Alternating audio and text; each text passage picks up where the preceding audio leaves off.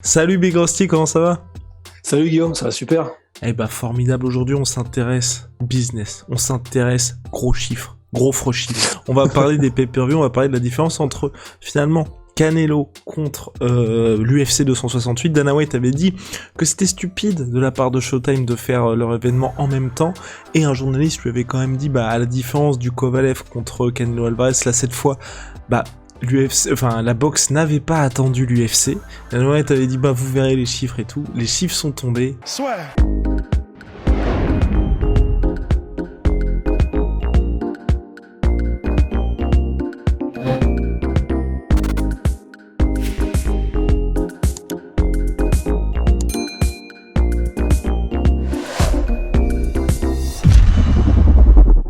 Les chiffres sont tombés, ce sont des estimations bien évidemment, puisqu'on n'a jamais les chiffres précis pour les pay-per-view. 700 000 pay-per-view vendus pour le UFC 268, 800 000 pay-per-view...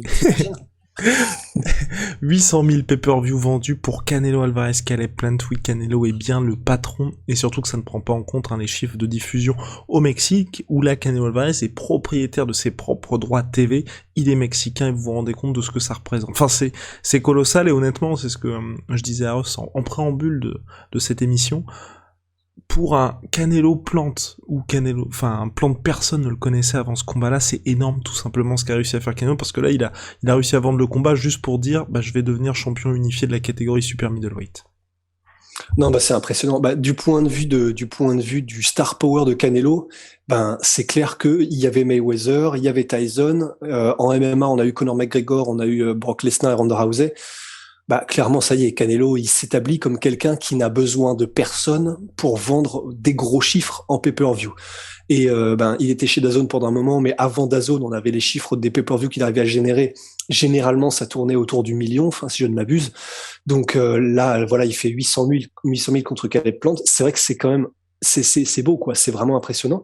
Mais effectivement, c'est assez intéressant le duel qu'il y a eu donc avec ce week-end-là. C'était Kamaru Usman contre Colby Covington, qui ont fait eux-mêmes 700 000, comme tu l'as dit.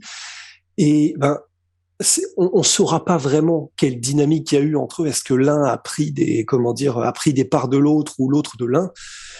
Mais en tout cas,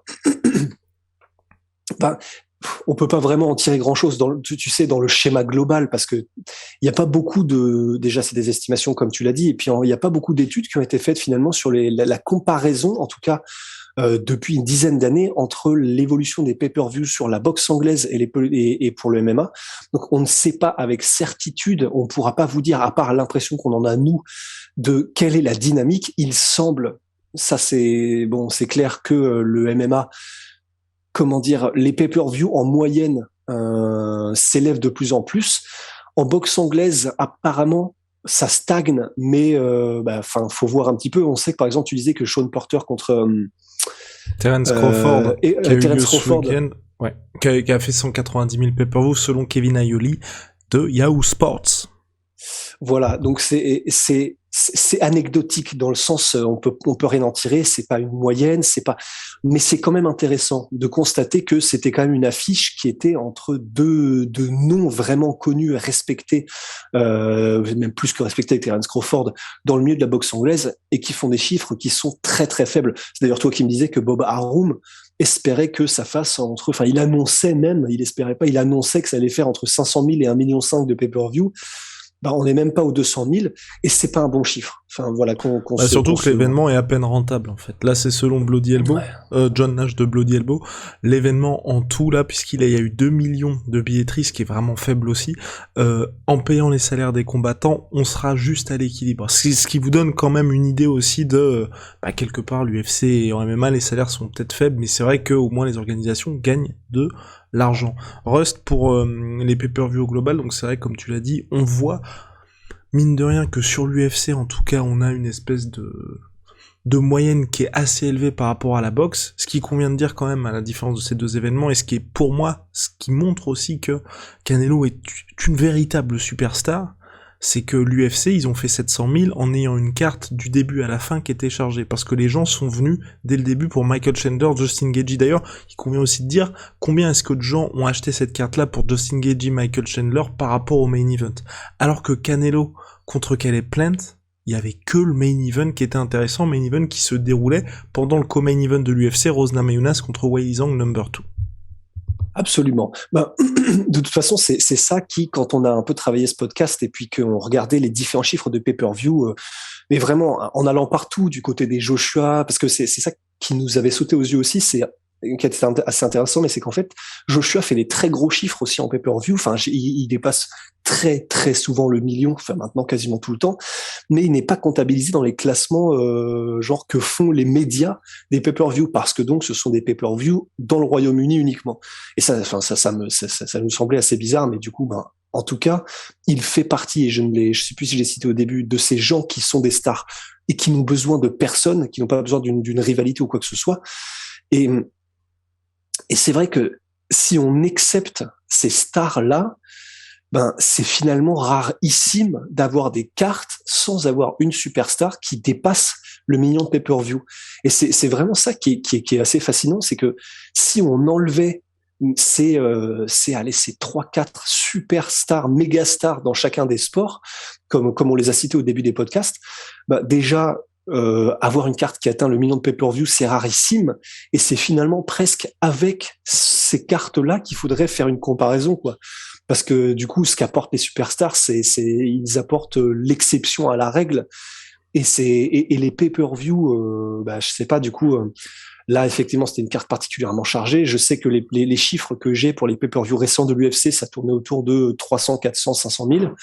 Mais voilà, et qui en tout cas maintenant ils ont un petit peu cette base-là, ils savent qu'ils feront ces chiffres-là régulièrement à l'UFC, quoi. La boxe anglaise, en moyenne, visiblement, à part les grosses stars, j'ai pas l'impression qu'il n'y arrive aussi souvent. Peut-être que je me trompe. Et auparavant, Joshua, et puis même aujourd'hui, n'est toujours pas compté dans les chiffres de pay-per-view au Royaume-Uni, parce que c'est aussi des chiffres différents. C'est qu'aux États-Unis, on est entre 65, 70, 80 $ pour les pay-per-view. Au Royaume-Uni, c'était 19 pounds, donc 19 livres avant, et maintenant on est à 25 livres. Donc c'est vrai qu'il y a des niveaux d'achat similaires, mais ça représente beaucoup moins d'argent également. Donc là, vous avez vu que Canelo Alvarez a remporté cette bataille du pay-per-view. La question c'est, va-t-il quelque part, tu vois, rester là-dessus, parce que Anthony Joshua ne fait pas partie de ces chiffres parce qu'il est sur DAZN. Canelo Alvarez est un agent libre, donc de temps en temps il est chez DAZN, de temps en temps il est chez Showtime, ça dépend à chaque fois du diffuseur et surtout de l'opportunité de combat. Est-ce que toi tu penses véritablement qu'aujourd'hui, fort de ces chiffres-là, il peut continuer là-dessus, ou alors reprendre un petit peu le système qu'il avait auparavant avec son fameux contrat négocié par Oscar de la Hoya à plus de 300 millions de $, où il va signer chez DAZN à chaque fois? Enfin, faut pour le long terme. Après, d'après ce que j'ai compris, il y a aussi, avec Oscar de la Hoya, il y a eu des différences créatives, on dirait, au cinéma, tu vois, oui. Mais qui font que de toute façon, je crois qu'il a visiblement aucune envie de retourner avec Oscar de la Hoya. Non, donc il signerait pas chez Oscar de la Hoya, mais je veux dire chez DAZN, parce que DAZN est indépendant d'Oscar de la Hoya. Tu sais, DAZN, c'est le diffuseur, ouais. C'est pour ça. Je ne sais pas. En vrai, c'est vraiment toi le cerveau est le plus à même, je pense, de répondre sur ces questions-là, en vrai. Je sais pas. En vrai, je sais pas. Moi, ce truc du pay-per-view, en fait, le gros problème que j'ai avec les pay-per-view, c'est que t'es toujours t'as cette pression des chiffres qui sont annoncés à la fin. Donc t'es obligé d'avoir un banger quelque part.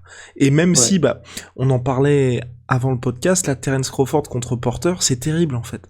Parce que toute la machine ESPN, tout le monde se met à dire, regardez, Porter numéro 1 pound for pound, c'est une superstar, ça va être un combat de malade contre Porter, s'il s'impose, c'est la plus belle victoire de sa carrière, enfin bref, tout le monde est d'accord pour dire que sportivement, c'est un tueur.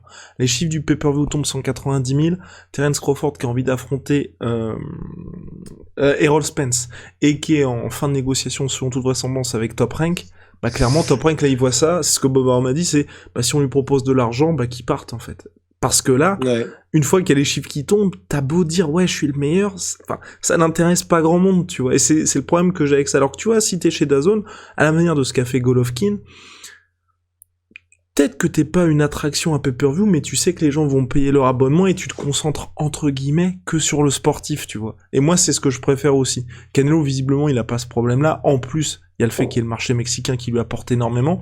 Donc je trouve que c'est la présence d'une plateforme comme DAZN, c'est une sécurité supplémentaire, tu vois, pour les athlètes, pour permettre un peu de faciliter les grosses joutes qu'on veut tous voir. On se souvient qu'à l'époque, c'était Deontay Wilder qui avait été en négociation avec DAZN et il y avait une clause pour affronter Anthony Joshua dans son combat. Finalement, il avait préféré rester avec Showtime qui avait un deal avec PBC à l'époque, donc PBC qui est le promoteur de Deontay Wilder, et en gros, il lui avait négocié un truc où, sur tous ses combats, il restait avec Showtime parce que Showtime perdait de l'argent sur chacun de ses combats puisqu'il touchait 20 millions de dollars, tu vois. Mais on n'a jamais eu le combat avec Joshua, alors que si les deux avaient signé chez DAZN, on l'aurait eu au bout de 2 combats, tu vois. Donc d'un côté, moi, j'ai rien contre le fait qu'il y ait ce système-là, alors que tu vois, le pay-per-view, t'es toujours obligé de un peu de mentir aux gens, tu vois, quelque part aussi, tu vois, de dire c'est le plus grand combat de tous les temps, machin, c'est pour l'histoire et tout, alors que bon, sur DAZN, c'est en mode abonnement, comme quand vous regardez la Ligue des Champions ou quoi, il y a l'affiche, vous savez que c'est une dinguerie, on n'a pas besoin d'en faire plus. Ouais, complètement. Et ben voilà. Plus soi. Et ben parfait. Rusty plus soi. On se dit à la prochaine. Big shout out à My Sweet Pea, My Sweet Protein. Moins 38% sur tous mes protéines avec le code La Sueur. Et puis Venom, sponsor de l'UFC, sponsor de La Sueur. See ya!